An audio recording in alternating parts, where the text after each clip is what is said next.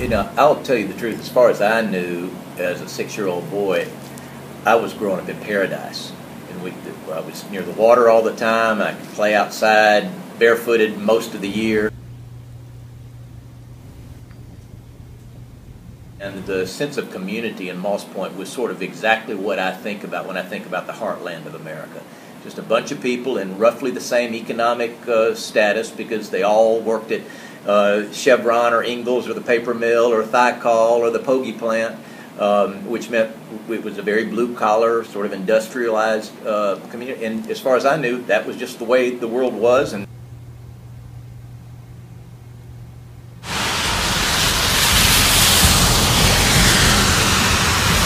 as long as I remember, there's been this unusual closeness that existed between and among the people in Moss Point. The name of the town, I think, is kind of romantic and beautiful. And the fact that it's almost a peninsula and it's surrounded by lakes and rivers, and that the people who lived here knew each other well, cared for each other, looked after each other. The people I knew at the school, my teachers and our coaches, were wonderful influences on us and taught us great lessons and great values. And so just across the spectrum of classes, we had first-class teachers who really cared about us and demanded the very best of us in a loving kind of way. And so I always thought that I would be a high school history teacher and that I would coach football. I just thought that all along, until one day in 1963, and all of a sudden it changed. I just think that the atmosphere in the town, the kindness that I saw, there was no war underway when I was, after 1946, before I left. There was no the Depression was behind us. The Civil Rights movement hadn't started.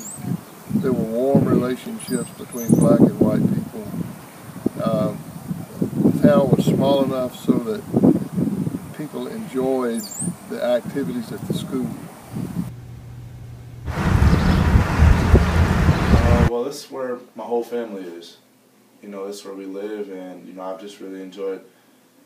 It's more of a family thing. Like, it's a bloodline. Like, the Booker bloodline is in Moss Point, and, you know, I wouldn't rather be anywhere else but here. Around here, the administration, you know, they push you to be the best in everything you do. You know, they stress, you know, even though that you're an athlete, you know, you still have to be a student, too. It's a student athlete first, and, you know, Moss Point stressed that to me, and I've learned a lot while I've been here.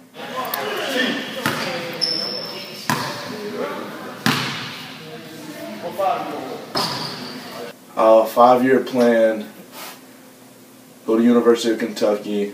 I'm not sure what I'm going to major in yet, either computer science or business.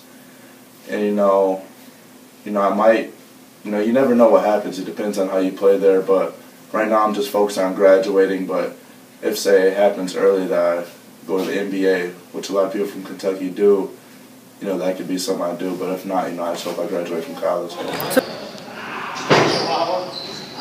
My kindergarten teacher, Miss Trish, I have no idea where she is at the moment, but Miss Trish was the foundation for me. Of course, she kept me in line, but Miss Trish was that first encounter, you know, going into elementary school, kindergarten.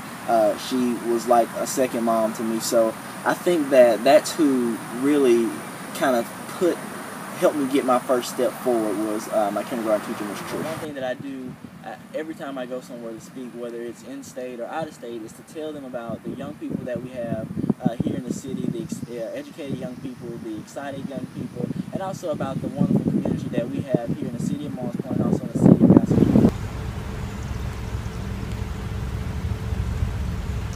the schools, the teachers embrace the students. That's what I love most about Moss Point High School. It was really a safe haven when it came right down to it, because the schools and the churches, with the youth leadership, with our pastors, every one of us were expected to do well and to do great things. It didn't matter what we did, but we were expected to be the best at what we do.